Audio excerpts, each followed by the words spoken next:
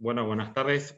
Domingo 23 de agosto, otro fin de semana que organiza el Labrador Retriever Club argentino con criadores de todo el mundo. En el día de hoy nos acompaña Stephanie Berg del Criadero Skyfire Labradors de Estados Unidos, a quien, bueno, en primer lugar le vamos a agradecer y darle la bienvenida, lo mismo que a Jennifer, que nos va a ayudar con la traducción. Y bueno, Jennifer, permitirle lo mismo y bueno, la primera pregunta como siempre. Okay, Stephanie, could you just talk us through some of your starts in dogs and in Labradors? Yes, so first of all, thank you very much for inviting me to do this. This is just shows us how big a world it is and yet how small a world it is. I have been in Labradors for about 30 years and started as a young married couple, and my husband was into hunting, and I had always grown up with mixed breed dogs, and I wanted a dog, and he said, well, if we're going to have a dog, it's going to be a bird dog. And so I surprised him for a birthday present with a Labrador puppy, and again, this was 30 years ago, so pre-Google in my defense. Bought the puppy out of the newspaper, knew nothing about breed clubs or breed standards or how to find a good puppy or anything. And while she completely sold me on the Labrador breed, she also taught me a lot about how to do research and find a good quality dog. Okay. Bueno, Stephanie nos cuenta que ella quiere primero agradecer la invitación del parte del club y dice que es fantástico que en un mundo tan grande también puede ser un mundo chico que podemos acercarnos así de esta manera. Hace más o menos 30 años que ella está involucrada con la raza. Empezó como recién casada, un matrimonio joven, y su marido estaba involucrado en cazar, y ella siempre había tenido perros, pero no de raza pura. Y cuando hablaron de qué perro conseguir, su marido le dijo que solamente podía ser un labrador. Entonces ella le compró una por su cumpleaños. En su defensa, era antes de Google. Ella lo encontró en el diario, y esa perra compró su corazón en términos de la raza, y estaba totalmente convencido por los labradores. Pero también le hizo aprender cómo investigar, encontrar un buen perro. Okay, carry on. Okay, so a couple of years went by, and I decided I wanted to get involved in some kind of competition and showing and breeding, and was fortunate to find the Puget Sound Labrador Retriever Association. We are located up here in the very northwest corner of the United States. But the PSLRA club was started by people who were very determined to have the all-around Labrador. And we were one of the first clubs that really expanded into code of ethics, that really promoted dogs with titles on both ends. And so through the PSLRA, I learned about sort of all those things I didn't know with that first dog, and was able to find some breeders and some mentors. I bought actually my first two Labrador confirmation dogs from Linda Maffett of Sunny Days Labradors. And every dog I have goes back to them at least one place in their pedigree, one of the two of them, someplace in their pedigree. And then I found Nina Mann of Harbor Top Labradors, and Nina was a great mentor, had, again, very much focused on the all-around Labradors and on breeding sound, healthy, typey Labradors. Okay. Bueno, después de unos años, Stephanie decidió que ella quería empezar a competir con sus perros, y ahí encontró el Puget Sound Labrador Retriever Association. Ellos están en el noroeste de Estados Unidos, y como club están enfocados en la crianza de labradores completos, digamos, lo que pueden trabajar y lo que pueden ser de exposición. También ellos fueron uno de los primeros que trabajaron toda la parte de un código para éticos, y desde ahí ella empezó a aprender mucho sobre la raza. Y encontró a su primer creador de perros de exposición, Linda Moffitt, of Sunny Days Labs, y ahí ella compró 2 labradores, y en todo su plantel de ahora tienen por lo menos uno de ellos en sus líneas. Y después conoció a Nina Mann from Harbor Top Labs, que ha sido un gran mentor para ella. Oh, I hope I'm getting it all. Keep going. Talk in shorter chunks. No, it's good. It's good. I'll cut you off if I'm getting desperate. Okay. You film. I've had it. So as I got into the confirmation, I also had a young family, and so the dogs were definitely a hobby, and they were something that we had to fit in around, you know, having 3 young children. But I was able to travel with and to sort of grow my breed knowledge with Becky Daniker of Nip and Tuck Labradors. Was somebody I traveled with quite a bit, and was really fortunate as she was able to travel a lot more extensively than I was and see a lot of the dogs I was not able to see, and to come back and tell me about great dogs that she was seeing across the country. I'll leave it there.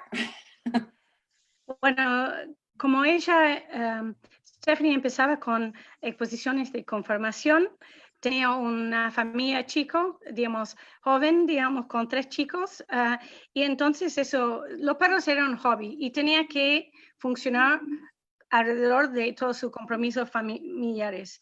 Yo tuve la suerte de viajar bastante a exposiciones con Becky Daniker de Nip and Tuck Labradors, y esa señora tenía la oportunidad de viajar mucho más y le traía un montón de conocimiento y datos de perros, de exposiciones de la raza, y eso le servía un montón.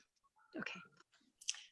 So I also want to share, I do have all 3 colors of Labradors, but my first love, and when I first started, were the chocolates, and that actually comes from a childhood, not my dog, best friend's dog, who was a solid liver German Shorthair.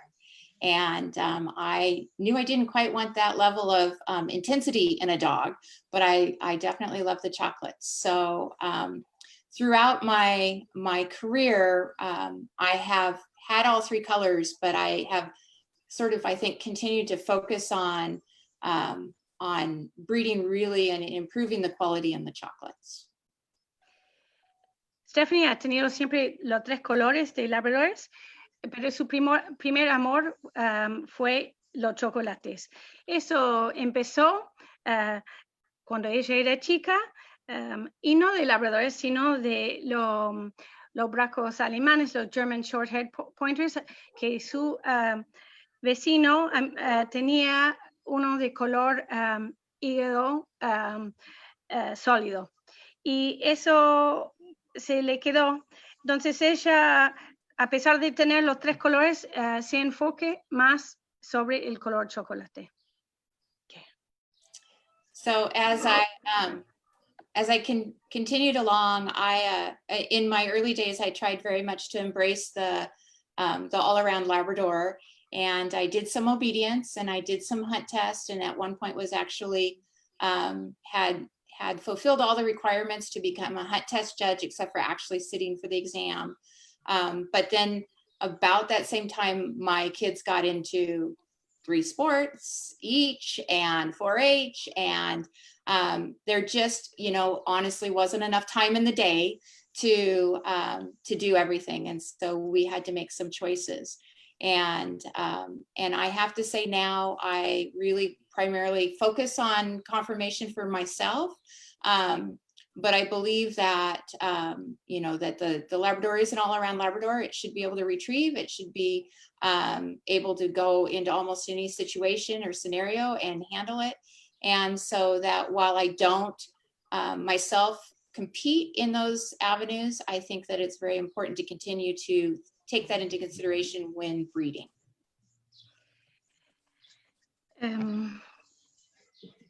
Durante su tiempo con los labradores, ella realmente se ha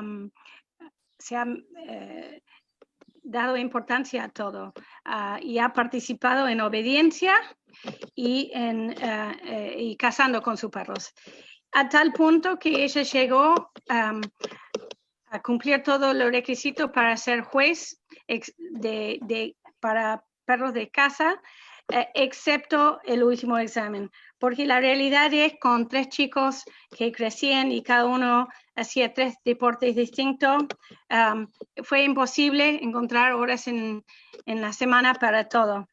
Entonces enfoca en confirmación para ella misma, pero considera que es fundamental que un labrador puede cobrar y que puede entrar en cualquier situación para trabajar.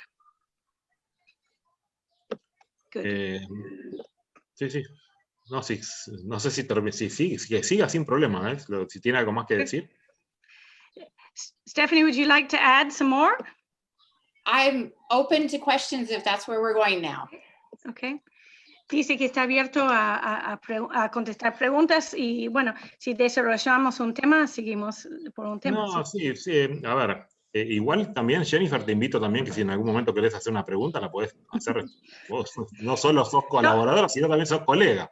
No, a veces no sé si las neuronas están para hacer las 3 cosas, eso es lo que me limita. La primera pregunta se la voy a hacer yo. A ver, sabemos que ella bueno, es jueza especialista de la raza. ¿Cuáles son las faltas que está viendo y que le preocupan más hoy en día, allá si le ha tocado jugar en Estados Unidos seguramente o en el resto del mundo? Stephanie, the first question that Marcelo will make is one he's asking, and that is, as a specialist judge, what faults are you seeing in the breed at the moment? And well, just to clarify, where have you been judging recently, where you might have seen that? Like which countries? Is it just in the States, or is it in one side or the other of the country? So I'm a pretty recently licensed judge. I got my judge's license 2 years ago. And my first assignment was the Golden Gate Lab Club, Labrador Retriever Association. So it was very nice to get a nice big quality assignment as my first assignment. I have only judged in the US, and so can only speak to the dogs here, and have thus far judged on the West Coast. I was supposed to judge on the East Coast next month, and because of COVID, I opted out for that. But I appreciate the fact that they have asked me back in the future, so I will still get that opportunity. And so yeah. So which faults have you seen, or which faults do you consider to be a problem in the breed at the moment?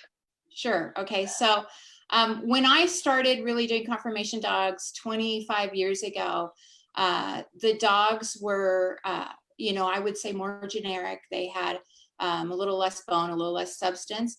But the big fault that I think that we had at that time were that the dogs were out of balance, and that they had quite a bit of rear angulation and not a lot of front. We had short upper arms and not great shoulders. And so I think over the last 20 years, we have really focused on improving our fronts, and we've done a great job on that. But there are some that seem to have lost sort of that rear. So now we've gone from being a lot of rear and not a lot of front to having a lot of front and not necessarily a lot of rear. And I think that, the dogs that really consistently rise to the top are those that are balanced. Okay. Yeah. that was something that Sue Williamson was saying last weekend, in particular, talking about balance. Stephanie recibió su permiso como juez hace 2 años y su primer invitación fue a juzgar en Golden Gate en San Francisco. It was in San Francisco, wasn't it? Yes, right? En el club, ella ha juzgado básicamente en el oeste del país. Y dice que hace 25 años, cuando ella empezó realmente en conformación, lo que se veía era perros más genéricos de lo que se ve hoy y tenían menos hueso y menos sustancia.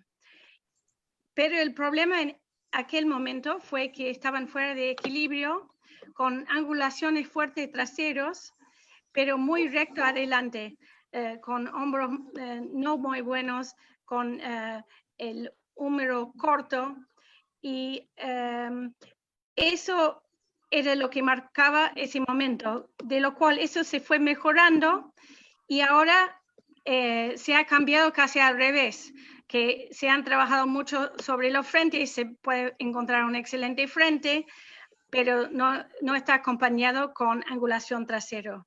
Que en los mejores perros, lo que ganan, lo que suben en las exposiciones, siempre lo que vas a encontrar es que son equilibrados.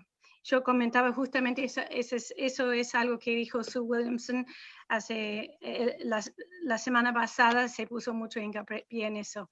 Evidentemente es algo que están pensando mucho en Estados Unidos en particular. So I would say another thing that that we're seeing in the ring in the US, and this is somewhat, I think, due to our standard, and I'm sure you're all aware of our standard and the struggles that it's gone through with the rewrite and acceptance. Our standard describes a really generic dog, and it describes a lot of what it shouldn't look like, but it doesn't necessarily, you don't read it and get a real clear mental picture. It's real easy for everyone to interpret it a little differently. And so, especially in the all breed rings, you see a lot of different styles, and that isn't necessarily, you know, there's going to be different styles no matter what, but you see a lot of different styles because of that sort of that interpretation from the all breed judges who are trying to figure out what our standard means, and then compared to the Labrador breed specialists who you know, have intricate working knowledge with what the dog should look like because of what it's bred to do. Okay. Otra cosa que están viendo en las pistas en Estados Unidos viene por el hecho, bueno, no sé si todos están al tanto de que el estándar en Estados Unidos fue modificado, pero sin embargo, si uno lo lee, se describe un perro genérico, y leyéndolo uno no puede sacar una foto de lo que tiene que ser el labrador, por lo cual uno empieza a ver muchos estilos distintos de labrador debido a las distintas interpretaciones que cada uno hace de la raza. Y también que los jueces all-rounder intentan interpretarlo según la funcionalidad, y eso puede ser marcadamente distinto de la interpretación de los jueces y especialistas criadores. Could I ask you, do you think that there is a value? Voy a hacer una pregunta que después lo traduzco. Sí, perfecto. Do you think that there's a value in having all breed judges who come and evaluate Labradors in all breed shows, in the sense that they might be helping to avoid the excesses that breeders can have, can go down one line where they're producing excessive head or excessive body in a dog that's functionality is hunting? That's a great question. And I'm going to answer it in a couple of points. First of all, living up in Washington State, we are, and I imagine that in South America, this is similar. There are great distances between shows. And so, you know, my closest Labrador show is Labrador Specialty is a 3-hour drive. The second closest is a 6-hour drive. And the third is 13 hours. So if I don't go to all breed shows, I don't show.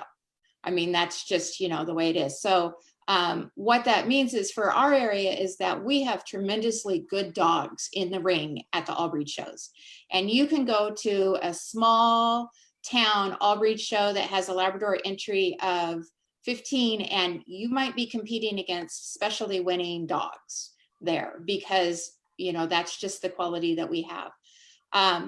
And so I think that gives a great opportunity for the all breed judges to really kind of educate their eye on really good quality Labradors. And I'm not sure that everywhere in the country experiences that same, but I know that's very common here on the West Coast. As to, does it help sort of balance us as breeders? I think that one thing that the all breed judges tend to be very good at is they're very good at soundness, and they're very good at the ones who have taken the time to learn the breed at structure, you know, because good structure is good structure. Now, that doesn't mean that a terrier is going to have the same structure as a Labrador, obviously, but, you know, so the judges who have taken the time to really learn the breed and want to learn the breed, I think really do help us maybe do some balancing of, you know, for perhaps some of the dogs that could get overdone. Yes. Okay, right. Bueno, yo hice una pregunta de parte mío, que yo le preguntaba si consideraba que los jueces all breed de todas las razas pueden ser útiles en sus juzgamientos en limitar los excesos que pueden empezar a aparecer por criadores que están enfocados solamente en las especializadas. Entonces ella dice que donde ella vive, en el estado de Washington, las distancias son muy grandes, lo que pasa en Argentina, para los que no estamos en Buenos Aires. Ella tiene un mínimo de 3 horas para llegar a un especializado. El próximo más cerca está a 6 horas de manejar, y el tercer más lejos tercer más cerca es a 13 horas. Entonces, si ella quiere participar en exposiciones, tiene que ir a las exposiciones de todas las razas. Y como ella, otra criadora, así que uno puede encontrar una cantidad de excelentes ejemplares de labradores en las exposiciones de todas las razas. Uno puede tener una inscripción de 15 labradores en una de estas exposiciones y puede haber un ganador de especializado ahí. Así que eso sirve de las dos maneras. Eso ayuda a educar a los jueces de todas las razas a ver buenos labradores, pero también sirve porque los jueces de todas las razas típicamente si son buenos y se han tomado el tiempo de educarse sobre la raza, ellos están muy enfocados en salud del animal y de estructura del animal. Y eso puede ayudar en equilibrar la crianza o las elecciones de perros para evitar excesos. Thanks. Volviendo digamos, tiene que ver la pregunta más o menos con lo que vos le preguntaste, digamos. ¿Ella cree que nosotros, con los criadores, no deberíamos perder, digamos, el norte? Me refiero a que la funcionalidad siempre tendría que estar por delante de nuestra cabeza para el momento de criar. So Marcelo is asking, do you think that when we're breeding, our primary focus should always be on the functionality of the breed? I think that breeding Labradors is like being a talented woodworker. if you build a table, the table has to have 4 legs that are all of equal height and stability, or the table's not functional. And in Labradors, that's type, that's structure, that's and so the structure and the type are also going to speak to functionality, the structure, the temperament, and then being bred right for the purpose that it's bred for. Yes. So I guess I'd say the functionality as a sporting dog, as a hunting dog, should always be part of the equation, but I don't think you can weight it beyond, you can't weight it beyond, you know, type or temperament. Bueno, cuenta que, bueno, criando labs es como ser un carpintero. Hay que tener, si uno está haciendo una mesa, hay que tener las 4 patas de la mesa a la misma altura, si no la mesa no funciona como mesa. Y un perro necesita tener su buena estructura, pero eso es una parte, y es una parte de la ecuación, de lo cual uno no puede ponerlo encima de la tipicidad y del temperamento, que son las otras 2 partes. A ver, hay una pregunta. ¿Cree Stephanie que hay una escasez de reproductores machos en la actualidad en la raza? Vemos siempre que siempre usan los mismos reproductores. ¿Qué opinión tiene ella con respecto a esto? So there's a question that's come in, and it's, do you see a shortage of males for breeding? Because looking at the pedigrees, we see the same males used over and over and over again in the country. Is it because of a shortage, or is it because of something else? So I think that's actually something that I've been, you know, sort of talking over with a couple of breeder friends over the last month or so. And I think there's a couple of things that go on. One, you know, it's certainly easy to find those dogs that are campaigned and that are used a lot. When we breed to a dog, we want to know what he looks like. We want to know what he's producing. So that sort of, you know, becomes a real circular equation in that, you know, the more he's out there, the more he's seen, the more he's producing, the more he's seen, the more he's used, kind of thing. I also do think that it is difficult to keep stud dogs in that, you know, you can keep a bitch and maybe she gets her title, maybe she doesn't. But she can be a great producer in the whelping box for you. You can keep a stud dog for yourself, and he might be a great producer and he might do great things for you, but people are not going to come knocking on your door unless you're really out there promoting him. And so I think there are a handful of people who really love to do the stud dog promotion and showing, but that it is not something that everyone's able to do. And so so we do see a narrowing. I think there definitely are fewer people who are willing to keep stud dogs than there are who are primarily bitch kennels. We also see, you know, with all the clearances and the sort of some of the requirements that come up from state to state as far as liability with puppy sales, that you know, when you keep a dog, I've heard 1 in 3, 1 in 4 turn out and pass everything and are actually what you wanted. And there's only a certain number of people who can keep, you know, enough puppies to really grow up the next great stud dog. Right.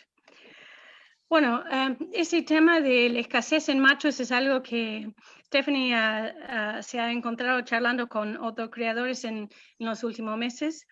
Y obviamente lo que es más fácil encontrar es el perro que ha hecho su campaña, que está ahí presente en las exposiciones y que también han sido usados y que sus hijos están siendo presentados. Entonces, uno ya tiene la información de lo que uno está buscando, está ahí a la vista Y esto es circular, porque como está allá, la gente lo usa más, eso significa que están más vistos, entonces se lo usan más y es circular. Pero es difícil para la gente quedarse con perros de stud, para stud, porque una hembra puede ser que lo quedas, capaz que saca su título como campeona o no, pero ella puede ser excelente reproductora para vos. Y los machos, para ser un perro de stud, que no es para uno mismo, que uno lo ofrece a otros, necesita mucho publicidad y promoción. Digamos, la gente tiene que estar ahí siempre poniéndolo a la vista. Esto es algo específico que no toda la gente puede hacerlo, siendo el mejor perro o no, o que no quieren hacerlo. Entonces hay gente que básicamente se enfocan en tener hembras y puede ser que tienen perros para reproducción, pero para ellos mismos. Eso hace que estamos con cada vez menos machos disponibles generalmente. Y también si un perro en Estados Unidos está ofrecido, tiene que hoy en día ser libre de un montón de enfermedades, y eso con todos los estudios que se hace. Y ella, charlando, dice que probablemente solamente 1 en 3 o 1 en 4 de los machos que uno puede quedarse sale con todo lo que uno necesita. Entonces eso limita, digamos, la cantidad de perros que están ofrecidos como stud. Perhaps, could you just talk to me a little bit about what you were talking about, liability in puppy sales? I didn't understand what you meant. So in the United States, some states have what they call puppy limit laws, or they have various liability requirements, where if a breeder sells a puppy and it develops hip dysplasia or elbow dysplasia or has a problem, the purchaser can come back to the breeder, and the breeder is liable for, and it depends on from state to state, whether it's veterinary bills, purchase price, all sorts of things. And so, and that varies dramatically from state to state. And, but it is, you know, it's something that it's sort of 20 years ago, we never had to, it wasn't part of the equation. Golly, if you're liable for every dog's vet bills, it's amazing anybody breeds.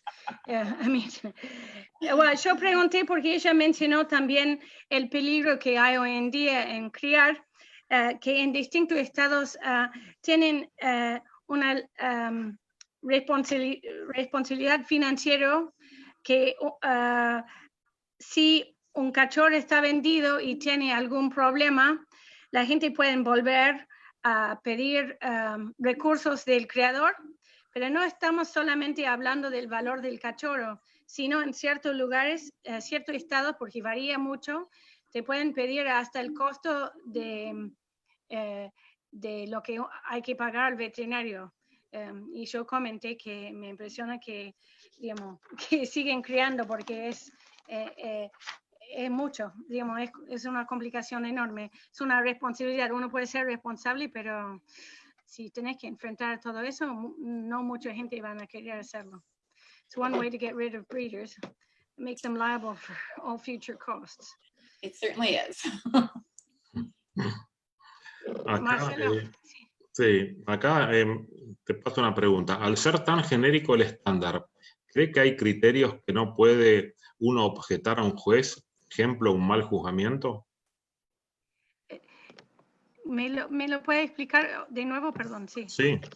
Al ser tan genérico, ella cree que al ser tan genérico el estándar, ¿cree que hay criterios que uno no puede objetar a un juez? Ejemplo, un mal juzgamiento.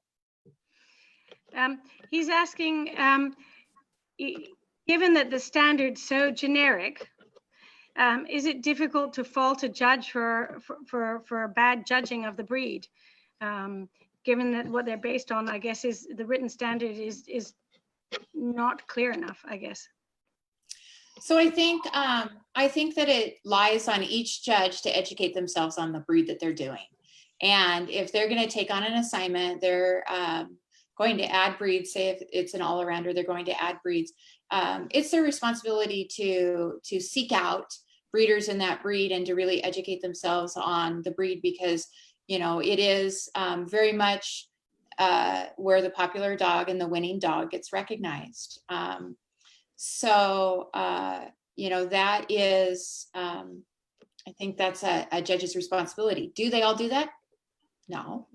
But as an exhibitor, then, you know, it sort of lies on us to reward those judges who put up a good quality Labrador, even if it's not mine.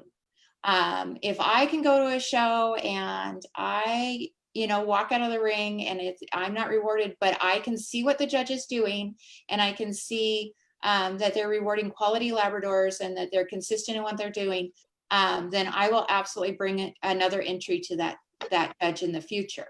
For the judges that, you know, and the all breed shows, we see occasionally, but not often, face judges where, you know, they're judging the handlers instead of the dogs. Or we see where they're judging, they may have recently picked up Labradors and they're thinking more of the sporting group, right? So if you think of the sporting group, the Labrador is sort of, honestly, the Labrador, the Clumber, the Sussex are kind of the odd man out, and the rest of them are big, flashy, moving dogs, with or without coat. They are big, flashy, moving dogs, and Labradors are not supposed to be big, flashy, moving dogs. And so, you know, I think a lot of judges, especially when they're first starting or when they don't get the chance to really have those quality Labradors in their ring, they are rewarding, they're sort of falling back on that generic show dog, you know, pretty head, pretty outline, and can really move fast. Okay.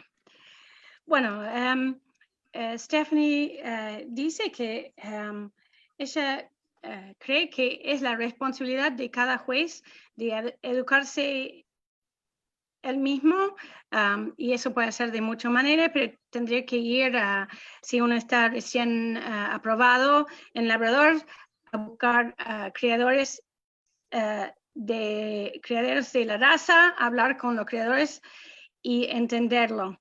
Es un perro popular, hay muchos en exposiciones, y es importante también que los que presentan sus perros en exposiciones premian a los jueces que elijan un labrador de excelente calidad, siendo lo de uno o no, pero que están haciendo un trabajo consistente, constante, eligiendo siempre lo mismo. A veces pasa en los jueces de todas las razas que hacen sus selecciones por la correa en vez de por el perro. Eso puede pasar. Y el otro problema que sucede seguido para los jueces all breed que están recién con la raza, que allá con el sporting breed, que es igual casi al grupo 7-8 de la FCI, el labrador no es el perro con más show, porque ahí adentro tenés todos los setters, todos los perros de pelo que, siendo con un excelente manto o no, mueven con mucho más show que un labrador. Entonces, cuando ellos tienen que elegir por el grupo, están con lo que es un perro genérico de exposición, y el labrador típicamente no es justamente eso. Okay. En orden de los colores, la mayoría nos ha dicho que, bueno, que en Estados Unidos el negro es el más fuerte, después el amarillo y por último el chocolate. Si ella cree que esto es así, ¿por qué cree que es tan difícil llegar a lograr más cantidad de perros en color chocolate de calidad? Bueno, Marcelo is saying that we've heard from other breeders and breeder judges that the depth of quality in the States at the moment is found in the blacks, and that's probably just because of sheer numbers of blacks, if nothing else, that it's always been there. But then it's followed by yellow and chocolate. And do you think it's like that, or what do you think is needed to bring the chocolates up with more depth of quality?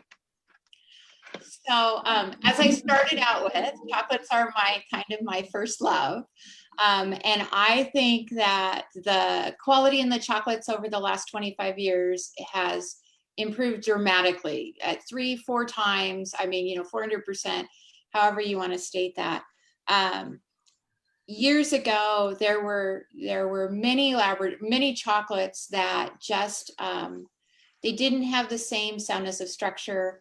They didn't have the same quality. And I don't think that's necessarily true. We still see some, but we see some that are not great, representatives of the breed in yellow and black as well. I do think, the quality is certainly in the blacks, and I would even go so far to say in the black bitches. But I'm not sure. I think that the chocolates and the yellows are both on pretty even footing at this point. Como comentó Stephanie al principio, su primer amor siempre fue los chocolates.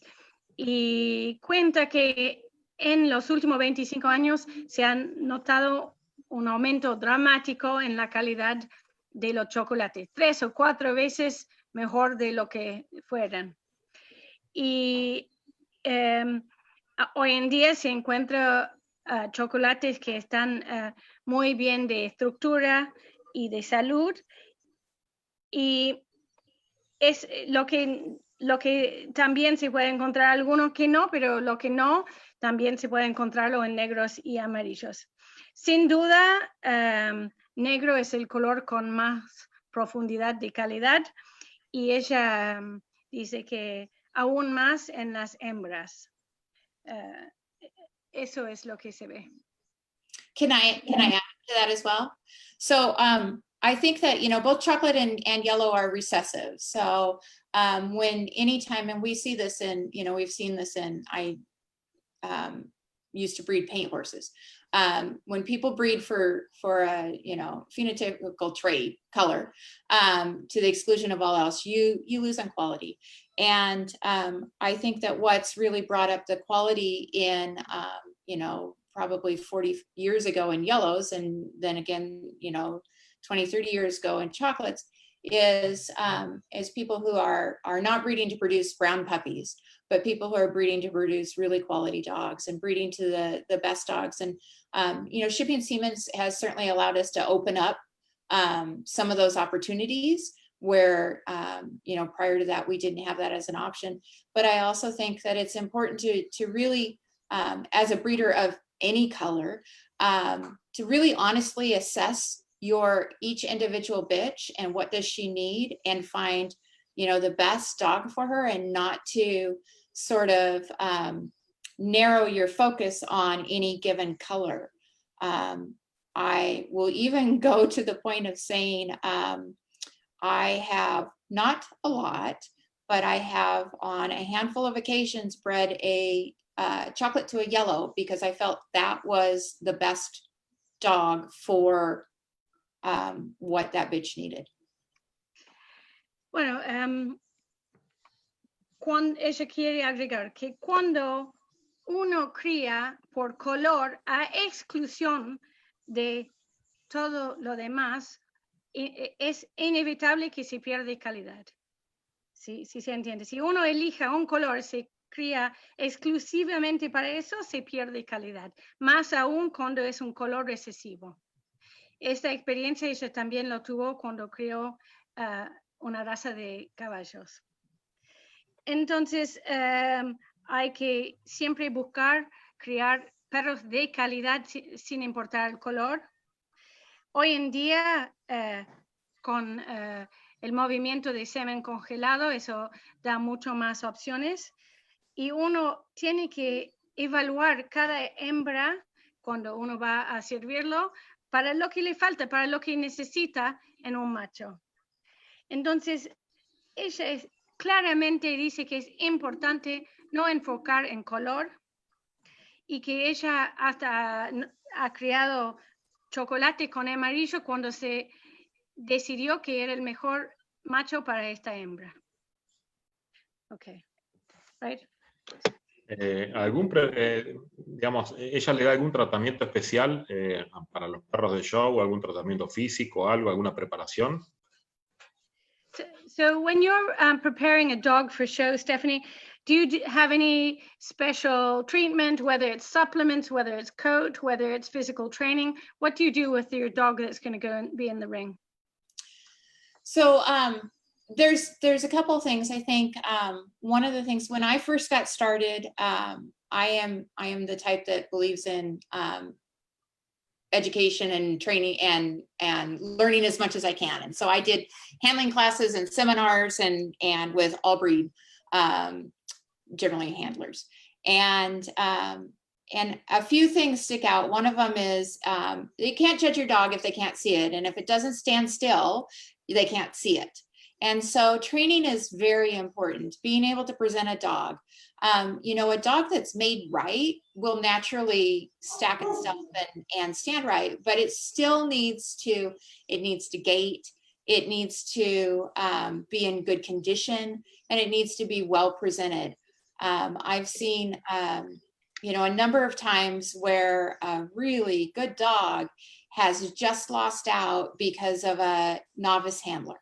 Or a newer handler. And, you know, and we were all there, we all started there. So, you know, it's just being open and continuing learning. So training is definitely, you know, very, very important. In hand with, you know, training is a long-term commitment. In hand with that is very much socialization. I mean, our young dogs, we have to get them out. They have to, and even more now with COVID, I mean, they have to deal with people who are coming up to them with hats and sunglasses and masks and maybe big hanging beaded necklaces. That's a lot to throw at a puppy. And so, you know, getting them out, getting them where they've seen, you know, a variety of things. And dogs in front of them, dogs behind them, baby strollers, you know, just all those different things. And then feeding and conditioning is very important. Coming from sort of a livestock background, you know, those are things that you can control. And having dogs in really good condition, muscled. I've seen dogs that were not in great condition, and I'm just like, you know, oh, that dog is just sloppy and not doing himself any favors. And then you see him another time, you know, maybe a year later, and you're like, wow, it's a different dog. And that's how important conditioning is. Coat, I think, is very much genetic. You can enhance coat or sort of, what's the opposite of that? Dehance coat with parasites or bad nutrition or something like that.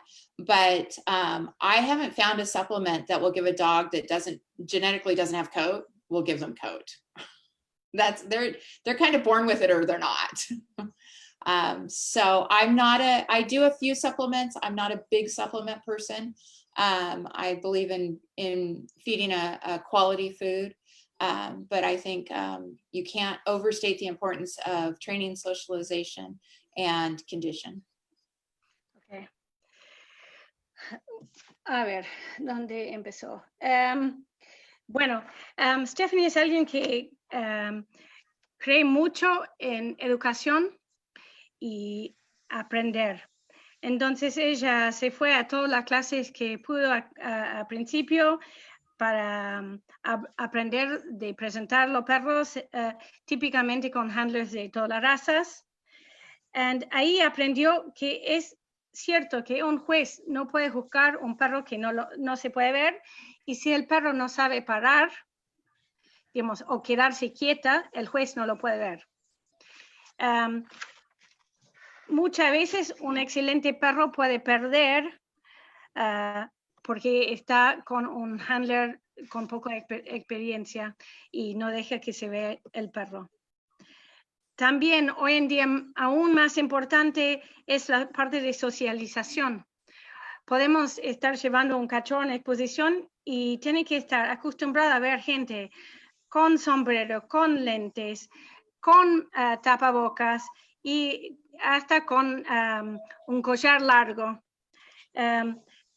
Y también acostumbrado a tener perros adelante y perros atrás.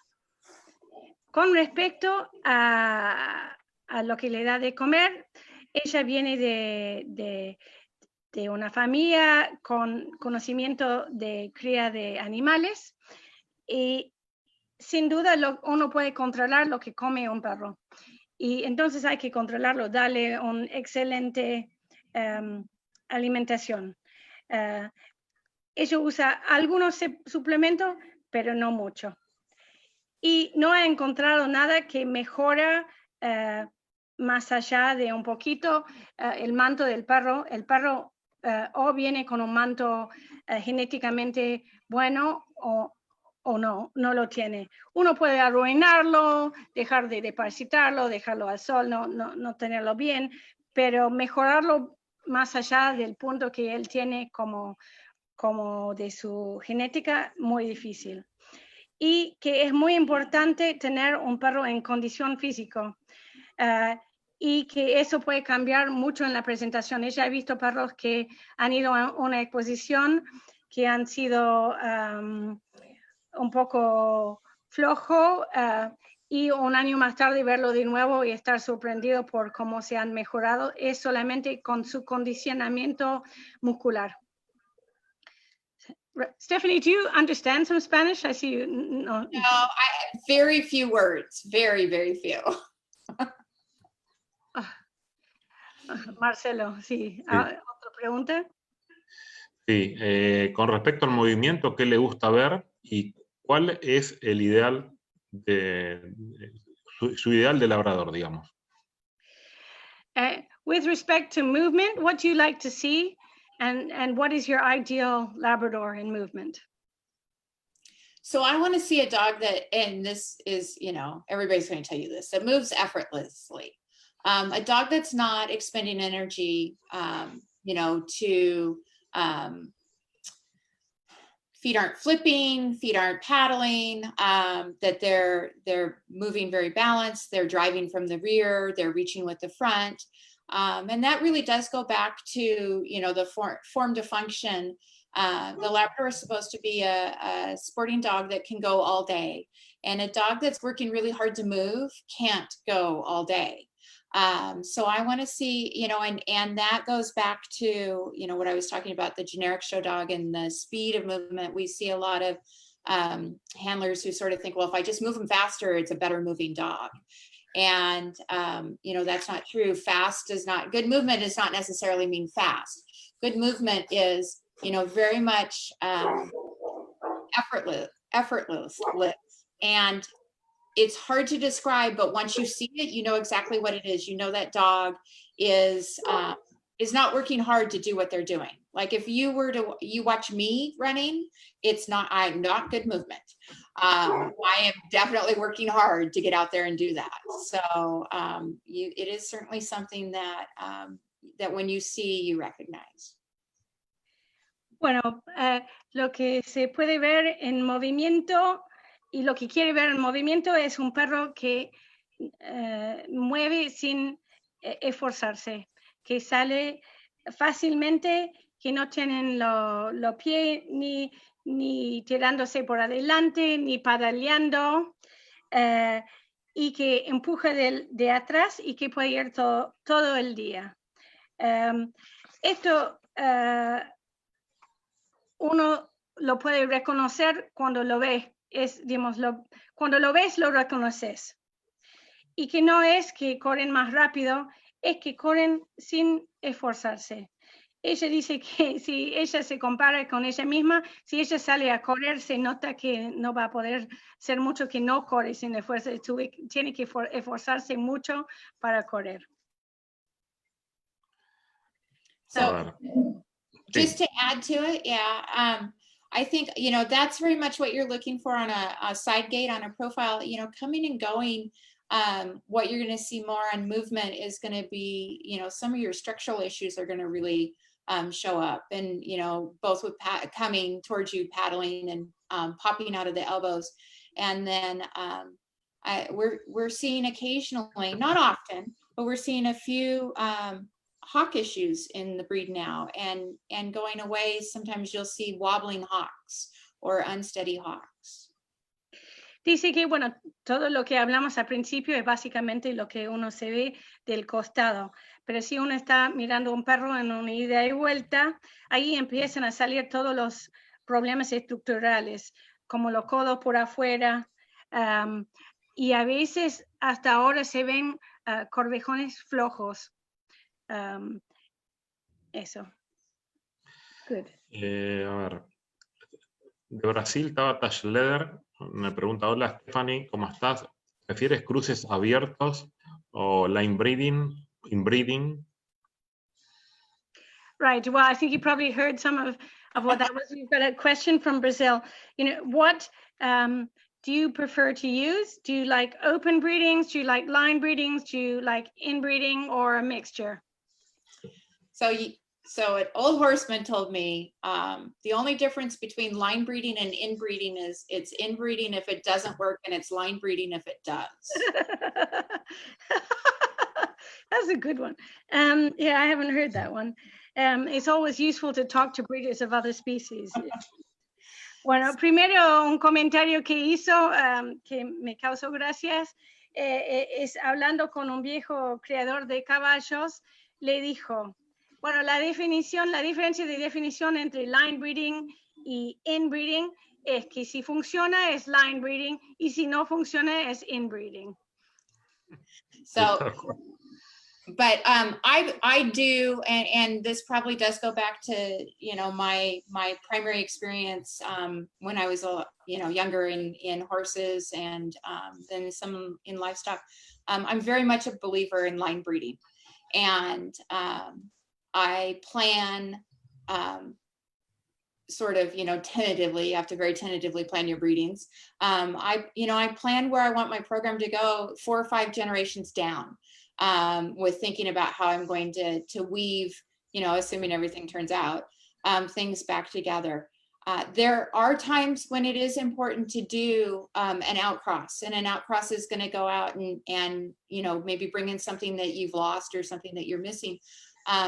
But I personally think that when you're doing that, if I'm going to go to an outcross, I want to go to a dog that is very prepotent for whatever I'm searching for. So that means probably he's line bred, not, just a big wide open pedigree.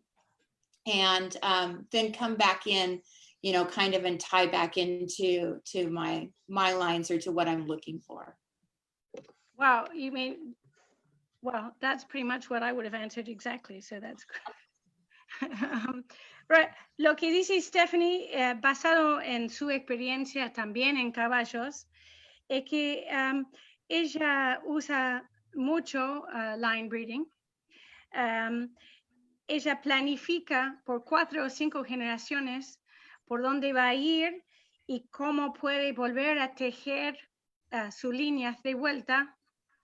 Y cada tanto usa un outcross para poder traer algo que o se perdió durante ese plan de crianza o nunca lo tuvo y necesita traerlo. Pero va a buscar ahí un macho que es prepotente por lo que quiere, por lo que está buscando, y que típicamente eso va a implicar que ese macho también viene de un plan de crianza hecho en line breeding. I'd also add that I think that it's really important, and I think I see a lot of breeders, new people who are getting into it who struggle with this. You can't line breed on a name, right? You can't line breed on a title. You need to know, preferably know the dog and have had your hands on the dog, and but if not, have real information and resources of people who have for these dogs that are back there, because you want to know exactly why are you line breeding on that dog, what is he bringing to the equation. And we see a lot of people who sort of start out and they breed to these big name dogs that are line bred on a great, but they can't tell you why. And without sort of having that vision, I don't know that you necessarily get there as quickly. Si uno va a hacer line breeding, uno no lo puede hacer solamente con un nombre o un campeonato no es suficiente. Es importante conocer el perro que uno va a usar para eso y adentro de lo posible haber tocadolo y saber lo que él trae. Y también es muy importante saber por qué querés criar sobre ese perro. Vos podés encontrar gente que tienen un perro criado en línea sobre uno con muchos títulos, pero si le preguntan el por qué, ellos no te pueden contestar. Es fundamental tener su visión de crianza en su plan de crianza. Okay. A ver, ¿cuáles han sido sus ejemplares con mejor desempeño en competencias? Y si realiza prueba de trabajo con sus perros. So which of your dogs have been your top winning dogs? And are you still putting working titles on them? Or yes. So I actually had this conversation this morning with somebody. I don't do the working with the dogs anymore. I like to show, I like to do confirmation, and I don't have time to do everything. And so I don't do the other titles. I've produced dogs that have, you know, had crazy agility titles who, you know, I've gone, you know, with master hunters who top obedience, but it's not something that I really enjoy doing. And as I've gotten older, I find that I want to spend my time doing something I love. And so my focus is on confirmation. What was the other part of that question you asked? Oh, which are your top winning dogs? Top winning. So I don't campaign dogs. I haven't campaigned dogs, and so I don't necessarily have dogs that I've never had dogs that have been ranked. I've never had dogs that you know, they finished titles, finished championships, but I've never sent them out. The dogs, you know, I try to show them. Sometimes I use a handler when I need to for whatever reasons, but so I don't necessarily have top winning dogs. I would say that I'd go back to maybe more my impact on the breed is that some of the breeders who have real successful, more into the chocolate lines, have bought bitches from me or have used dogs and have come down from that. And I've helped certainly not create their programs, but supplement their programs with quality dogs. Okay. Bueno, justamente Stephanie no hace campaña con sus perros. Vamos a volver a su interés, que hoy en día es conformación, pero tiene que hacer lo que a ella le encanta hacer. Dice con los años cada vez más se enfoca en cosas que le da más placer. Entonces los títulos de cazar Master Hunters, algunos de obediencia y de agility, no lo hacen más. Prefiere dedicarse a la cosa que se le apasiona más. Y como no hace campaña, no compite con rankings tampoco. Quiere decir que a veces también ella ha usado handlers, a veces lo ha presentado ella misma, pero no cree que su impacto en la raza ha sido por ese lado, sino en particular ella ha vendido hembras a varios criadores que han tenido líneas exitosas de chocolate. Ahí ella ha aportado. Jennifer, pregúntale qué diferentes son, digamos, el tipo de perro que se cría en la costa este con lo que se cría en la costa oeste. So Stephanie, do you see a big difference in the style of Labradors that are on the West Coast compared to on the East Coast? The Labradors in the U.S. are definitely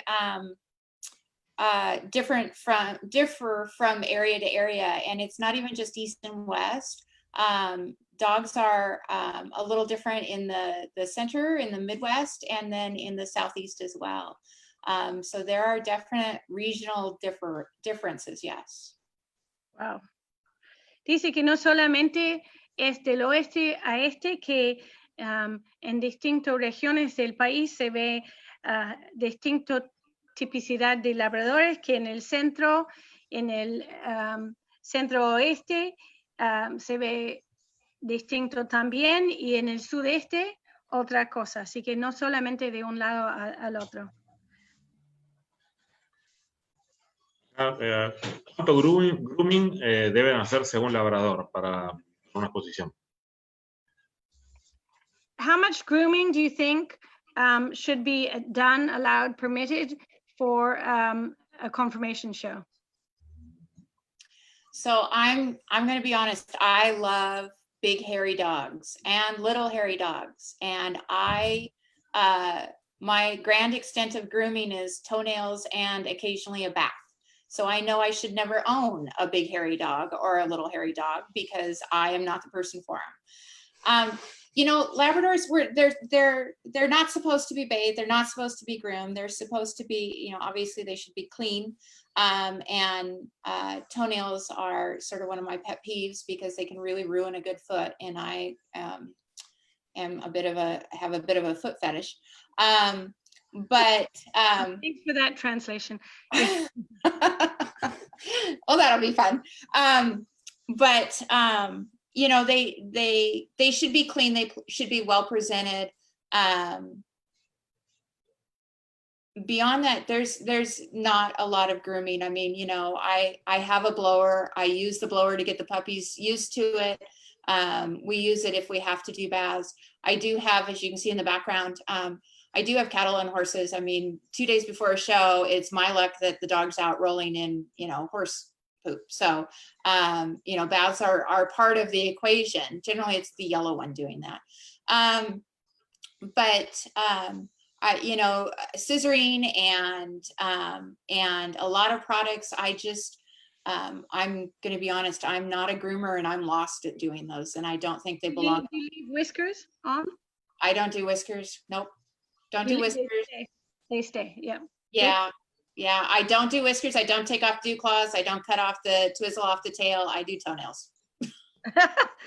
Bueno, confiesa Stephanie que ella le encanta perros peludos, y menos mal que no lo tienen, porque no lo mantendría, porque realmente lo que ella hace es solamente dos cosas: es tener el perro limpio. Si eso implica la necesidad de bañarlo, lo va a bañar.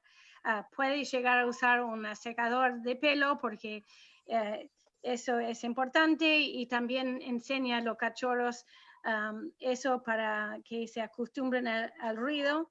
Ella hace eso y corta las uñas. Dice que tiene un fetish, una propiedad para pie, entonces quiere que las uñas sean perfectas, pero no usa tijeras, ni corta la punta de la cola, no toca el perro, solamente presenta un perro limpio y con las uñas impecables. Muy bien. A ver, ¿cómo es el proceso que utilizas para seleccionar los cachorros para incorporar a tu plantel? Could you talk us through how you choose puppies to incorporate into your breeding program, well, into your kennel, basically, you know, your keepers, as it were? Sure. I want to back up a little bit, and I want to say first, you know, that's picking the right stud dog, and I touched on that a little bit, but one of the things that I didn't really cover is I believe that the maternal line of a stud dog is maybe more important than the top line, and I cannot breed to a stud dog that I don't like his mom. And so I just, that is just so important to me. Once I do the breeding, you know, the puppies are they're born in my dining room. They live with, you know, in the house with me for 4 to 5 weeks, and then they get transitioned out to the puppy barn. But still, you know, spend a lot of time with them. And I microchip all my puppies before before they get too old. But I also mark them, and I don't do collars. I mark them with fingernail polish, and that way I can watch them as they're moving, as they're growing, as they're standing on somebody else's head, and see, you know, who's catching my eye, who do I like, and but I start putting them on the table, usually 5 to 6 weeks. And that is strictly to get them used to the table so that they're happy up there. They'll stand up there and they're not scared. So that when we do actual evaluations, I'm not fighting with a puppy that's nervous on a table. I like to look at my puppies at 6 weeks and 8 weeks. I almost always hate them at 7 weeks. And I know that differs a lot from line to line and breeder to breeder. And I make final decisions at 8 weeks. I do use a mirror to evaluate them on the table. I use photography to help me in doing that. But final decisions are always made by watching them move and watching them on the ground and watching how they, you know, who just naturally comes into a self stack, who's using themselves when they're moving, using themselves well. And so, you know, very much that's what I look at. I also, you know, temperament is important. I don't want one that's wild and crazy because they're hard to live with. But I also, you know, the dog that isn't super confident or super outgoing is a lot harder to show. And so, you know, when I'm breeding and when I'm keeping older dogs, those are some of the things that in order to stay in the breeding program, you know, they have to be that real middle of the road dog. In order to stay here. But then they also, you know, that's what I'm looking for in a puppy, that confident, outgoing, but not high energy puppy. Right. Okay. Bueno, para seleccionar cachorros hay que volver a hablar primero del uso del stud.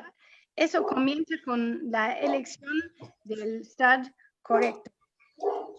Ella hace hincapié en el hecho que es muy importante la línea maternal del padre de la camada y que ella no va a usar un macho que no le encanta su madre. Los cachorros nacen en su casa, en su comedor, y pasan 4 o 5 semanas adentro de la casa. Ellos no le marcan con collares, sino usan esmalte de uñas de distintos colores para marcarlos, y así puede observarlo todo el tiempo. Observar y observar. A los 5 o 6 semanas de vida lo suben a la mesa para que se acostumbren a la mesa, no tanto como para evaluarlo. Es muy importante que estén acostumbrados para que cuando quieres evaluarlo sobre la mesa no están nerviosos. A las 6 semanas y a las 8 semanas lo evalúan arriba de la mesa. Dice que en el caso de sus líneas, a las 7 semanas no le gusta nada de lo que se ve. Ella usa un espejo, usa fotografía para evaluarlo, pero toma sus decisiones basadas en cómo se portan sobre la tierra, no sobre la mesa. Y observa, y cuando un perro para automáticamente, naturalmente en posición, eso es una muy buena indicación de su estructura. El temperamento, ella elige un camino del medio. No quiere un perro que está totalmente loco, y tampoco quiere uno que no tiene suficiente confianza, porque eso es mucho más difícil para preparar para una exposición. Entonces está buscando algo que está bien en el medio. Eso es lo que ella no quiere, convivir con un perro loco. Y no quiere el trabajo de preparar uno que no tiene temperamento. ¿Qué nos puede decir acerca de los problemas hereditarios? What can you tell us about hereditary problems? Well, that's a wide open question. Eso es muy amplio. Dice. Sí, well, Go for it. Yeah, so I think we are really fortunate to have the tests that we have, for as far as say the DNA test, for all of the PRA, EIC, HMPK, the diseases that we've been able to find those tests for, that you know, we didn't know, or weren't able to make breeding decisions. You know, say a dog produced something, you know, most of the time they were removed from the breeding pool, and now they don't have to be with those. You know, we still have some, they're not real big problems, but if it's your dog affected, it is a big problem. Hip dysplasia, elbow dysplasia, heart issues with TVD, you know, are the primary ones that we haven't gotten a silver bullet for in how to fix them. I think that elbow dysplasia is really maybe the bigger problem in the breed right now, because it just seems to be, there's such a combination of, you know, the research is it's not genetic, it's not 100% genetic, it's not 100% you know, environment, but both certainly play on it, and so it's very difficult to get a handle on it. You know, the TVD is something that I think more breeders are being open about and are talking about, and we're in a better place than maybe we were, you know, 20, 30 years ago with that, with more people testing. But those are certainly, you know, still the outstanding problems, because we don't have an easy way to eliminate them. Could I, TBD, sorry, I'm so used to talking about dogs in Spanish. What's that? Tricuspid valve dysplasia. It's heart. And it's the primary, it's the genetic heart issue that Labradors have. Other breeds have different things, but that's the one that runs in labs. And is there a test for that now? So we echo all breeding dogs, and an echocardiogram with a licensed cardiologist. So anybody who is going to be in the breeding program is echoed prior to breeding, but there's they have not been able to find, and there's been a couple of, yeah, they've had a couple of different studies. I mean, it certainly seems to run in some lines, but 2 clear dogs can produce it, and so it's, you know, it's really frustrating and heartbreaking when it happens. Bueno, dice que, bueno, el tema de problemas hereditarios es muy amplio, donde empezar, digamos. Bueno, hoy en día tenemos muchas pruebas de ADN que nos ayuda a limitar problemas como atrofia progresiva retinal, HMSK, EIC. Y antes no tuvimos esta información, que es una herramienta que implica que no hace falta necesariamente sacar a un perro de un plan de crianza, porque podemos usar el conocimiento de todo su formato genético y lo de la hembra con lo cual se va a criar. Los problemas no son severos, excepto si te tocan a vos, cuando ahí son muy severos. Hoy en día dice que displasia de codo es un problema mucho más grande que displasia de cadera, porque no es claro lo que lo está causando. Es una mezcla entre genética y ambiental, y es muy difícil tener una solución, trabajar sobre ese tema con su plan de crianza. Después habló de TVD, que es displasia del válvulo tricúpede, que es un problema de corazón y que no hay un marcador genético, pero se puede determinarlo por ecografía. Entonces, en su plan de crianza, ella hace ecografías siempre antes de criar con los perros. Okay. A ver, quisiera compartir con nosotros los nombres de labradores que la hayan impactado. ¿Que lo hayan qué? Impactado. Could you, Stephanie, share some of the names of labs that have really made an impact on you? I don't know, dogs you might have seen, well, probably seen in person or heard about. It's open also. So one of my first trips, it wasn't the first trip to the Potomac, but I think maybe it was my second trip to the Potomac. I was sitting ringside next to, and if I say her name out loud, I will totally ruin it, Lori Shamashak. She's from Canada. And on the other side of her was Mary Wiest. And open black dogs were in the ring. And there were, I don't know, an entry of, 40 or something.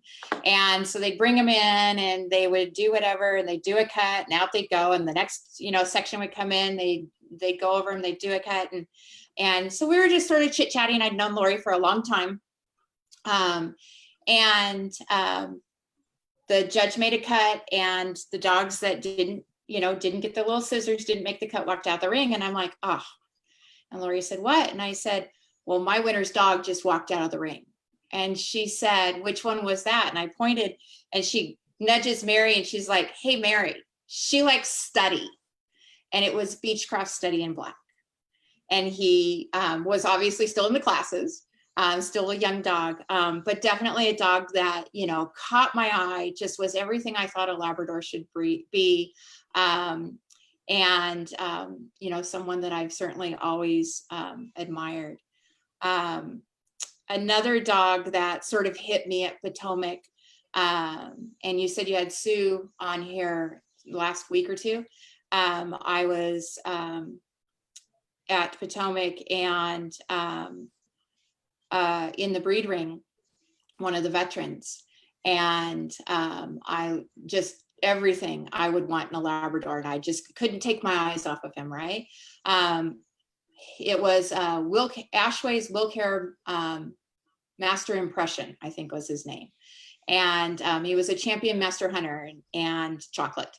And I reached out to Sue and tried to breed to him. And she said, well, unfortunately, he went sterile. And I have a limited amount of frozen semen, and no, you can't have it. So I was heartbroken. But he was another one that just really, to me, embodied, the Labrador. Of course, we've had some great ones. I mean, we've had some great ones, on the West Coast and in our neck of the woods. Becky Daniker has Nip and Tuck Stocking Stuffer, who last year at the PSLRA Specialty, was best of breed from the veterans class in the 11 and over veterans class. And I have to say, I traveled with Becky and Cole when he was in the puppy classes, in the 9 to 12 puppy classes. And he's the same silly, sound, happy, outgoing dog that he was, 12 years ago, 11 years ago, whatever it is. There are a lot of really great dogs that, I saw, of course, the Skyfire dogs, some of Barb Gilchrist, mostly in my younger years, I was confined to shows on the West Coast. So I wasn't able to get out and see the dogs on the East, but we've had a lot of really, really good dogs out here. Bueno, cuenta unos anécdotas de sus experiencias. Una fue su segundo viaje a Potomac. Estaba sentado al lado de Lori Shamana and Mary Wiest, y estaban mirando el Open Class de perro negro. Había más o menos 40 perros y hicieron el corte. Y salió el perro que a ella le gustaba. Dice, ay, pucha, ahí salió el perro que yo quería para Winner's Dog. Y dicen, ¿cuál fue? Y ella lo muestra, y Lori dice, mira, fíjate, ella le gustó mucho a tu perro Study, que justamente era un perro en su momento joven, en ese momento joven, pero después que ganó mucho, que era Beechcroft Study in Black. Ese perro para ella era todo lo que uno podía creer en un perro. Y después en Potomac estaba mirando el clase de veteranos y el fin de semana pasado tuvimos a Sue Williamson y ella miró un perro de él que era Ashway's Willcare Master Impress y era un campeón y un Master Hunter con título de cazar de color chocolate. Se le sacó el aliento y ella no podía creer ese perro, entonces llama a Sue y dice, bueno, lamentablemente el perro ya no es fértil y tengo una cantidad muy limitada de su semen y no puedes tenerlo. Así que se quedó sin el gusto. Y bueno, y otro perro que a ella le encantaba era un perro de también de Nip and Tuck, que se llama Stalking Stuffer, que creo que fue Cole de apodo, y lo vio ganando de parte de clase de veterano, pero que lo había visto desde joven y el perro mantuvo su calidad durante toda su edad.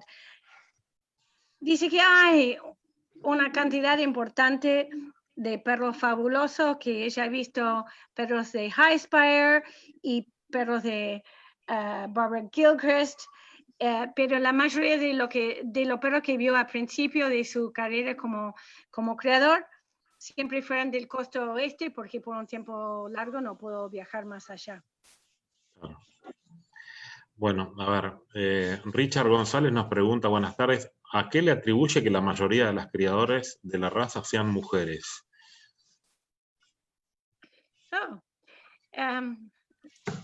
Sorry, Marcelo. Bueno, Stephanie, someone's asking, Richard Gonzalez is asking, what do you attribute it to that many of the breeders, or most of the breeders, he says, of Labradors are women?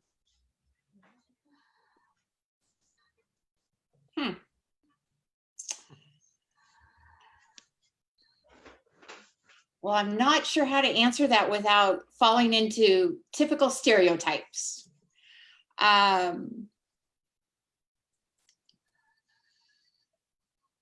You know, I don't know. I don't know if it's I don't have an answer to that, because I know some men who are exceptional dogmen and who are exceptionally good with type and structure and you know, year after year, and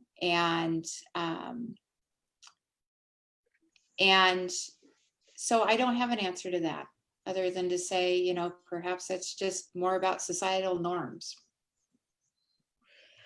Ella lo pensó, pero no sabe cómo contestarlo, bueno, sin querer caer en cosas estereotípicos. No sabe, ha conocido muchos hombres creadores excepcional, con mucho conocimiento de tipicidad y estructura, pero realmente no sabe por qué. Bueno, estamos en la hora y media de charla. La última pregunta que le vamos a hacer es la que hacemos siempre a todos para el final, un consejo que le quiera dar ella a la gente que se está iniciando en la crianza de labradores. So, well, we've been going for an hour and a half now, and so we'd like to make our last question to you, which is the one that gets asked to everybody at the end, is, you know, what advice can you give to people who are starting out in the breed?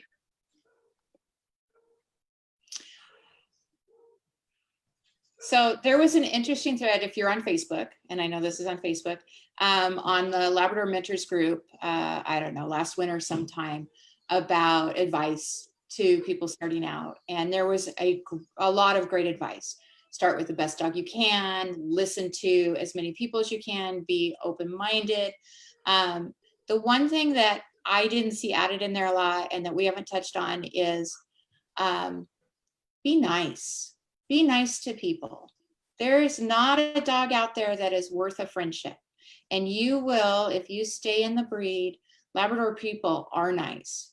You will make some of your best friends lifelong friends doing this. So be kind. And start with the best dog you can and expect to work your tail off. Bueno, hay una página en Facebook que es el Labrador Mentors Group, el grupo de mentores para el Labrador. Y hace un poco menos de un año había toda una charla sobre justamente eso, qué consejos dar a la gente que empiezan. Y había muchos consejos, cosas como empezar con el mejor perro que podés, sean abiertos, hablan con la más gran cantidad de gente posible, informarse básicamente. Pero lo que ella dijo que no encontraba ahí es que sea gentil, sea buena persona. No hay ningún perro que vale perder una amistad. Así que entienden la gente, sean compasionantes, digamos, realmente eso es algo muy importante para tomar en cuenta. Bueno, Jennifer, agradecerle a Stephanie el tiempo de dedicación para todo lo que estamos acá detrás de esta pantalla, después de 1 hora y media, el tiempo que ha tenido para con nosotros. Agradecerle el mismo agradecimiento del club y de la comisión directiva para vos, con la ayuda que nos estás dando con el tema de la traducción. Y bueno, será hasta pronto. Stephanie, the Labrador Retriever Club and all of their commission who, it's not just Marcelo, but everyone working behind the scenes wants to thank you so much for, giving us your time and advice and talking to us. It's been great. So thanks so much. And we hope we'll get to see you in person in the not too distant future once COVID lets us move around again. Right. Thank you very much for inviting me. This was a lot of fun. Ella agradece y dice que lo disfrutó un montón. Bueno, muchas gracias. Nos vemos pronto. Chau. Bye. Chau.